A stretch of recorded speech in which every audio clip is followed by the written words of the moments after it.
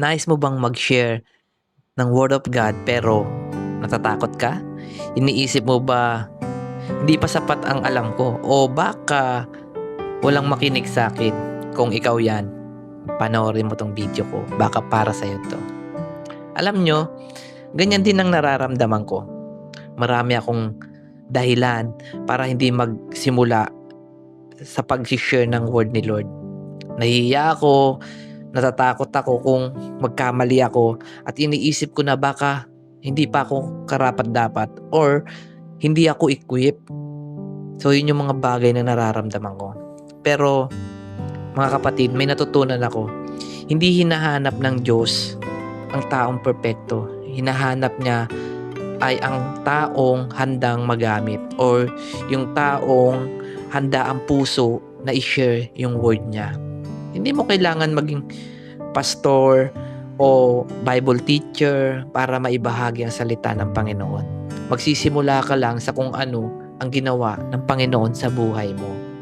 Kasi kung mare-remember ko, ang sabi ng ibang pastor, the word of God will intact into you lalo na pag ang Holy Spirit na ang kumilos sa buhay mo. Kasi which is sometimes hindi natin pwede gamitin yung sarili nating kalakasan lalo na sa pag-share ng Word of God. Kailangan natin kasi ng wisdom. So, yun yung mga bagay na kailangan natin handa yung ating buhay o yung ating sarili. Halimbawa mga kapatid, pwede mong sabihin, alam mo, dumaan din ako sa matinding pagsubok. Pero pinalakas ako ng Diyos sa pamamagitan ng kanyang salita. Yun yung mga halimbawa na pwede nating gamitan lalo na ng mga Word of God. Kasi sa mga pagsubok natin pinagdadaanan, God is speaking to us to share His Word. So doon nag-i-start yun. Then, pagkatapos, magbahagi ka na ng isang Bible verse at ipalawanag ito sa simpleng paraan. Hindi kailangan mahaba at ang mahalaga ay tapat at galing sa puso natin. Yun yung pinaka-importante. Yun yung pinaka-kailangan natin gawin. Kasi hindi pwede na sobrang talino mo tapos i-share mo yung Word of God. This is not about the knowledge. This is about our heart. Puso natin ang kailangan dito, lalo na sa pag-share ng salita ng Panginoon. At bago ka magbahagi ng salita ng Panginoon, ito ang pinaka-importanting kailangan mong gawin. Siyempre, manalangin ka muna. You will ask God wisdom and let the Holy Spirit come into you. Ang sasabihin mo, Lord, gamitin mo ako. Ikaw ang magsalita sa pamamagitan mo. God will use you. Gagamitin ka ng Panginoon. Kaya kailangan lang natin ihanda yung puso natin. Tandaan, ang trabaho natin ay magtanim ng binhi. Ang Diyos ang magpapalago ng pananampalataya sa puso ng tao. Kaya huwag kang ma-discourage o huwag kang ma-disappoint.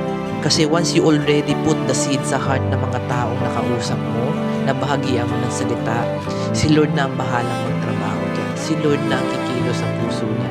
Si Lord na ang kikilos sa buhay niya. Kaya maging malakas tayo or ma-encourage tayo mag-share ng word ng Lord sa mga taong nasa paligid natin. Kung gusto mong magsimula mag-share ng Word of God, huwag mo nang hintayin maging perfecto ka. Magsimula ka ngayon, isang tao lang ang maabot mo, malaking bagay na yun sa kaharian ng Panginoon. Kasi yung simple word na may share mo sa taong yun, si Lord ang kikilos doon. Si Lord ang magwo-work ng seed na nilagay mo sa puso niya. God bless you all. Kung nakatulong ako sa mensaheng ito sa mga taong nahihirapan mag-share ng word, i-share mo rin ito sa mga kakilala mong ganito rin yung struggle. Marami tayong maaabot ng salita. God will use us mightily for His kingdom. Maraming salamat everyone and God bless us all again.